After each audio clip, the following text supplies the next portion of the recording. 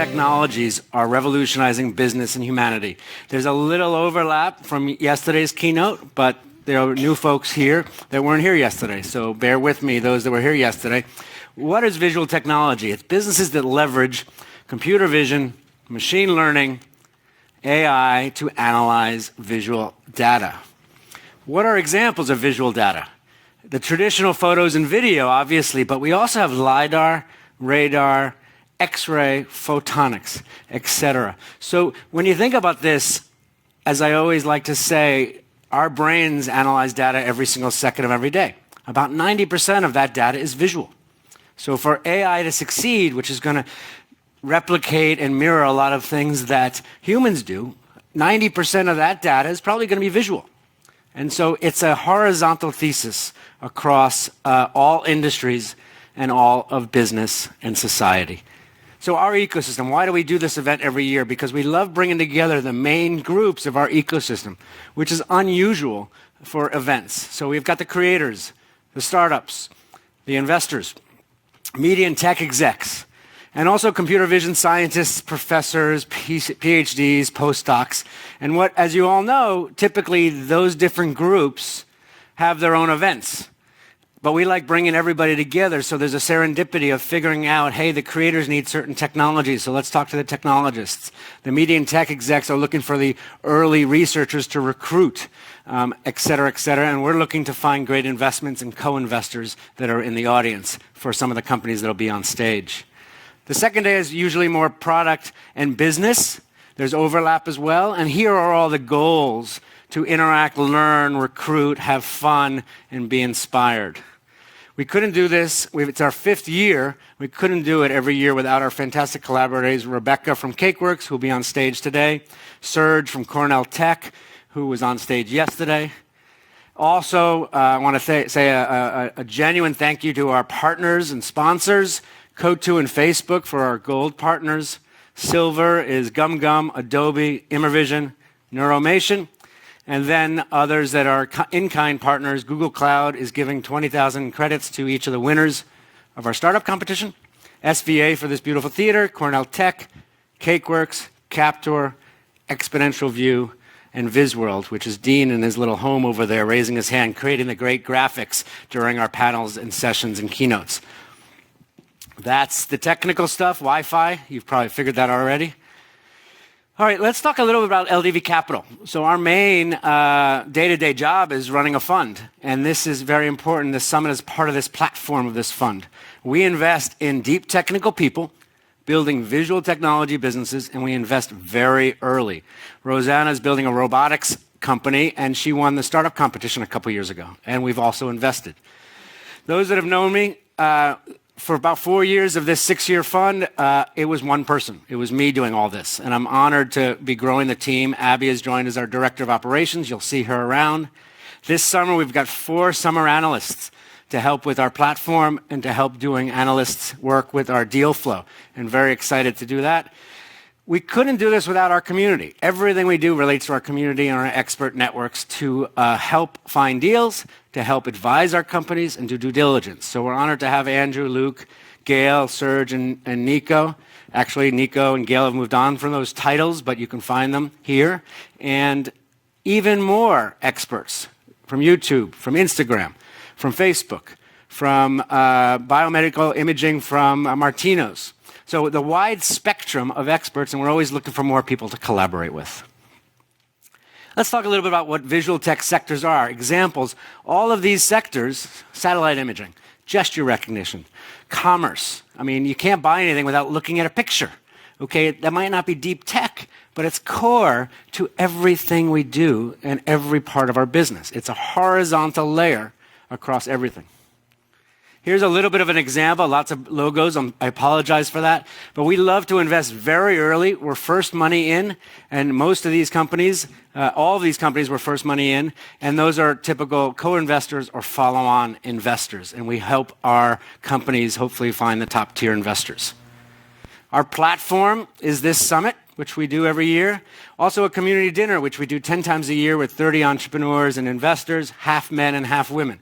Diversity is critical for our fun and platform, and it should be critical for all of us. As you also see on our speakers, of which there's almost 80 speakers, there's a great diversity of men and women and extended diversity.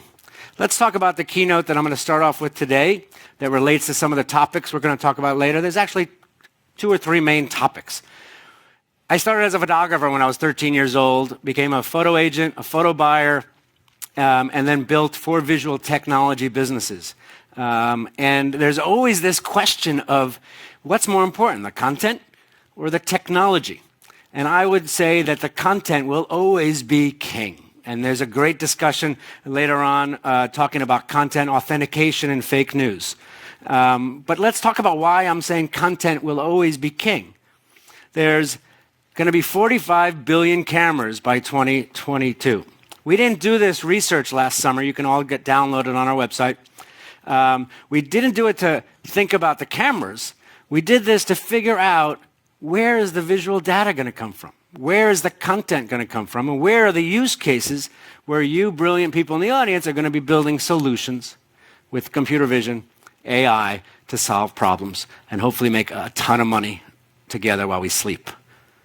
Here's the growth. The paradigm shift of data capture is exponentially growing.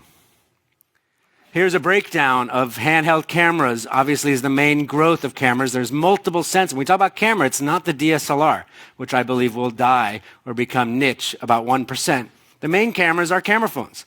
Lev is holding up his camera. Karen's holding up his camera. These are not phones, they're cameras. We happen to call on it once in a while. Traditional content, you know what traditional content is. It's movies, Sopranos. It's world-class World Press Photo Awards of photographers in war zones and or photographing kids. Other Netflix shows. Another World Press Photography Award. Actually, that's kind of the core of where I came from, is photojournalism. And I wanted to be a photojournalist years ago, but smartly chose not to, because there are better photographers out there, and I really enjoy helping build technology to help many more people. Black Panther, Pulp Fiction. But let's talk about the other type of content that is critical. Computers will never learn if they didn't have visual data, if they didn't have content. Once again, content is king in order to have algorithms that are smart to train computers to understand and to learn. Typical object recognition, it's a dog with a hat. Take it beyond that, looking at a scene. Or facial recognition and identity. So once again, the computers would never learn if they couldn't learn from visual data. Somebody fell on the street. This is kind of like person of interest. It gets a little scary on privacy, but hopefully it also helps us, protects us, and tracks people and what they're doing. We talked a lot about autonomous vehicles yesterday and years past. Once again, this car could not drive autonomously if it could not see. And it can't see without data to train itself. Buildings for mapping. LiDAR, we had a great keynote yesterday from Jason from Luminar that's analyzing with lasers. One topic that's very thematic this year, every year we have a bunch of themes that we go more in depth in, and synthetic data is one of those, which I wrote an article last week that talked about how it's going to democratize the tech industry. Big companies have this huge moat around their visual data, and they create cameras on all their devices to capture our data because they need to train their computers and because it's extremely sticky.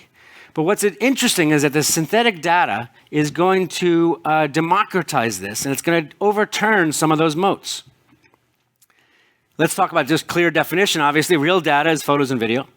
Synthetic data is a computer-generated image or video, like in gaming, or anything in our life is starting to be trained in visual data, from training autonomous vehicles with Grand Theft Auto game, so that's a mixture of a real photo on the left and synthetic on the right. Or we heard from iFi yesterday, who's going after trying to beat Amazon Go in a cashless shopping, and they actually programmed all of these synthetic avatars to simulate our shopping experience inside a huge Walmart, let's say, or Costco. They're also simulating how we move around the space and could not train the computers without that. This is a fake image. It's a synthetic image. It looks real. This is training inventory and shopping. More images that are fake. Doesn't look fake. So this brings up a whole nother question of what's real and what's fake, and do we care, and when do we care? And Jesse from Wired is going to have a great panel with the New York Times, and Karen Wickery, who is an editorial expert. We're going to talk about this later. Healthcare. A huge industry that we are going to do more research this summer on that could not exist without understanding the visual data. And Daniel's going to talk shortly about MRIs, the history of MRIs, and how they used to be an image, or is still kind of an image, but will become a symphony of images, and tracking that. Once again, content is king because we can't analyze our health without it. Another keynote later I'm excited to have is from FDNA. They're doing precision medicine through AI and facial recognition to figure out if we can help and track people with diseases. That's very unique. You don't think about visual tech typically, but we do. This is what we live and breathe, and this is why we're all here to learn about how visual tech can enable businesses. It'll probably disrupt many as well, and hopefully help us be healthier. Here's another example recently of a company that is using spectroscopy for restaurants to see if there's E. coli or some diseases on the hands. So not just washing hands. Let's track this stuff and really understand using visual technology like spectroscopy. Or a group out of Rice who's working on if you can photograph with the light your finger and see through that about a centimeter, what if you could actually see 10 times through that to analyze bloodstreams and capillaries and not have to go to the doctor, but just do that analysis on your smartphone or a light? That's a huge revolution in how medicine is going to be treating us. A photograph can actually start tracking your heartbeat and know if you're healthy. This could be in the bathroom in your mirror. This could be the doctor saying, hey, I'm sick. And the doctor says, all right, take a picture of yourself and send it to me. Not just to see the abrasion, but to see your health. Anastasia yesterday gave us a great speech about how they're scanning the brain to treat anxiety and depression. So what I love about it, all these different verticals, which makes our summit unique, and we work very hard to curate, that every kind of session is going to give you a different perspective from a different vertical that impacts our lives. And I said earlier, the war over AI will be won with visual data. Obviously, I'm biased, but I strongly believe this. Why? Because of our brains analyzing visual data. The core of that we mentioned earlier. But more cameras is not the goal, as we said earlier. It's about the content. People like this slide. It's a little redundant, but every year I like to add to it when people say I'm crazy. I've gotten used to when people say I'm crazy. The green is when actually things have come about that actually we thought were going to happen, and they did happen. And some recent comments of the satellite selfie actually last night at a group gathering. One of the speakers later today will talk about URSA. We'll talk about radar. Satellite imaging, and I tried to get him to get a satellite selfie of all of us, which is going to happen. He said, Evan, the satellites passed by 20 minutes ago. We couldn't do it, but we will do this. It's one of my goals. I actually challenged him to say, I'll put it in the morning keynote if you can deliver, but we're patient. So the goals of visual understanding our lives, and it's all about loving the living of life, which is one of my long-term photography projects, because tomorrow never comes. Every single day is the most important day. It's just the beginning. So let's do a little of that carpe diem and help each other succeed. Thanks very much.